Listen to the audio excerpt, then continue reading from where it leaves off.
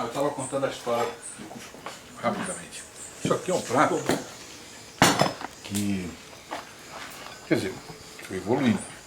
Mas quando minha vida na Amazônia, essas grandes caminhadas, eu sempre comi uma espécie de cuscuz, que é caça refogada, refogamento das caças que você mata no dia, põe farinha de mandioca, faz uma farofona, põe num saco, quando é muita gente, caminha o dia inteiro, para uma hora para comer, você pega uma folha larga daquela ali, ó, você põe assim, o cara pega uma canequinha, o cozinheiro, põe duas canequinhas e você com a mão faz assim e come. Perfeito, uma comida ótima. Então, nas minhas contas, tudo que eu li a respeito e tal, os bandeirantes faziam isso a mesma coisa, essa farinha. Essa farinha, quando eles entraram pelo Brasil afora, por isso que eu digo, não tinha cuscuz de camarão, não tinha camarão, não tinha sardinha, não tinha frango, não tinha porra nenhuma. Era caça, eles matavam índio e bicho, porque para meter a cara nesse sertão aí, eles foram se encontrando com índios. Esse foi as primeiras grandes encontros, passavam fogo nesses caras, não tinha contato, que nem se faz hoje formalmente, em terra indígena, não, iam abrindo na força. Quando chegaram em Minas, que eles deram no ouro, que aí eles deram no ouro, que ficaram. Aí, porque o Brasil só passou a ser interessante a partir do momento que eles entraram em Minas Gerais. Chegaram, deram de cara com o ouro. Aí começou a vida. O Eduardo Bueno conta isso nos novos livros que ele escreveu. Eles trouxeram 4 mulheres para melhorar a qualidade de vida deles. As primeiras 4 mulheres portuguesas. Para melhorar a alimentação. Eles sentiam falta de vinho, de azeite e pão. Básico da alimentação europeia.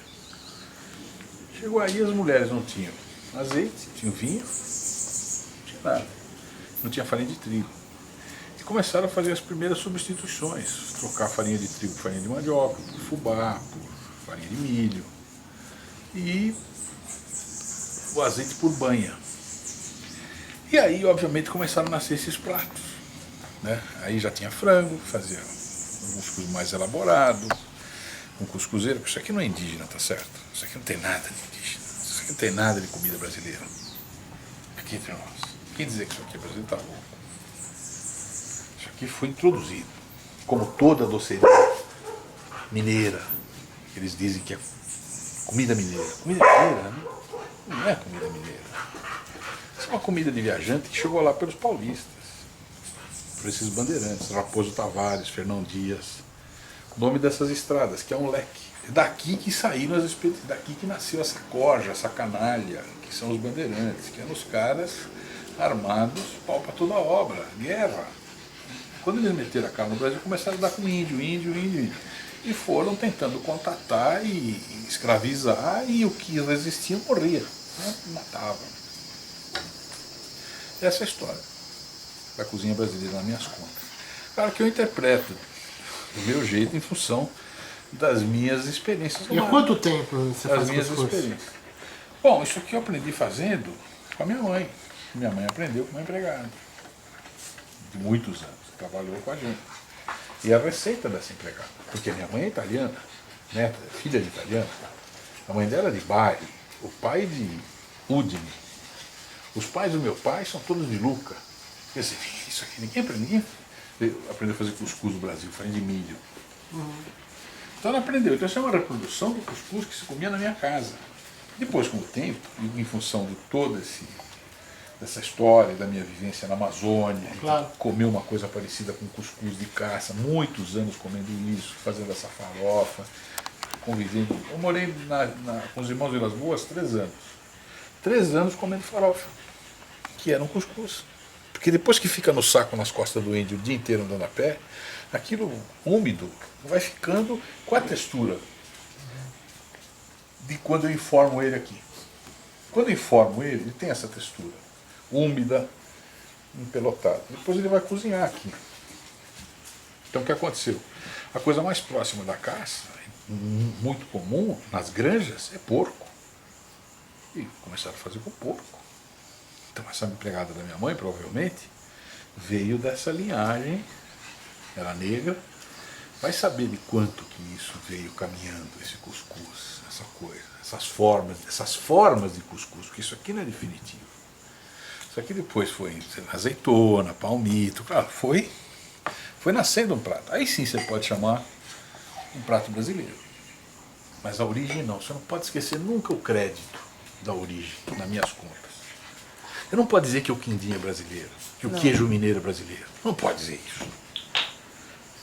Aqui nós afirmamos com a maior cara de pau que isso é culinária brasileira. Mas não é. Nunca. Você chega em Portugal, você come exatamente a mesma coisa. Inclusive a disposição na vitrine dos botecos portugueses é igualzinha dos brasileiros. Isso aqui foi desaparecendo. Até 20, 30 anos atrás você comia em São Paulo, nos restaurantes tradicionais. Comia botiquim. Foi substituído pelo cuscuz de panela, porque dá mais trabalho fazer aqui na cozinheira. E também por outras coisas, frango, camarão, legumes. Eu faço um de berinjela maravilhoso. Não é que é ruim. O de berinjela, de legumes, de berinjela e abobrinha é maravilhoso. Maravilhoso. O Tomás fala, duvido. Só acredito comendo. Mas você consegue pensar que receita que foi o embrião disso aí? Eu acho que é essa. Porque essa coisa de hidratar a farinha e essa coisa, mas ela é bem mundialzinha, isso depois, né? Você foi hidratar a farinha de mesmo saco. Quando você coloca um refogado e você coloca a medida na farinha certa, você não precisa hidratar nada. Eu aqui hidrato, molho ela um pouco, para ela não ir seca direta no molho, para ela não absorver rapidamente o molho, se ela está seca. Então eu hidrato um pouco ela, deixo ela úmida e depois eu incorporo no molho. Mas quando você está refogando no mato, que é uma panela só, você vai fazer uma paca no mato, uma paca, como é que você faz? Você não tem talher, você tem uma panela.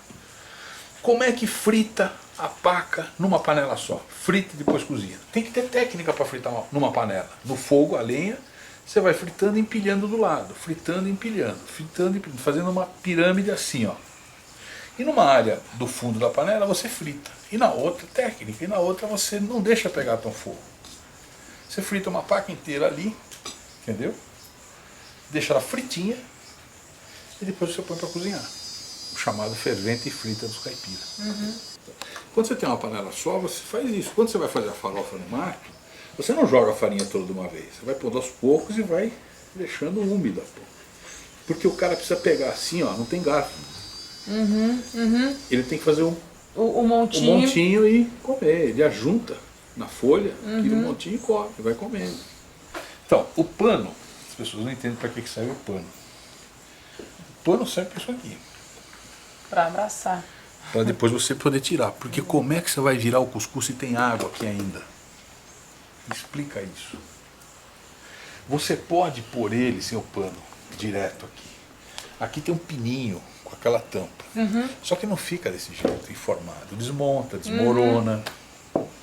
Entendeu? Isso aqui é quase como revelar uma porque fotografia. Porque ele roça na parede, né, da cuscuzeira. Aqui aí não, aqui está no pano. Aí ele... E aqui para tirar ele do pano, agora não dá para você virar isso aqui, porque ainda tem água aqui. Então você tem que ter isso aqui, para você pegar assim, ó. Tira, ó. Isso aqui é quase como revelar uma fotografia. Ó.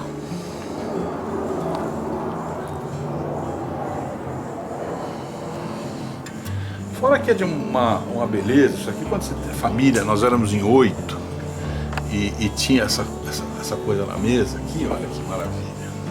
É lindo. É. Olha como tem água aqui ainda. Tem 2 dedos de água ainda. Que lindo. Mas não do tecido.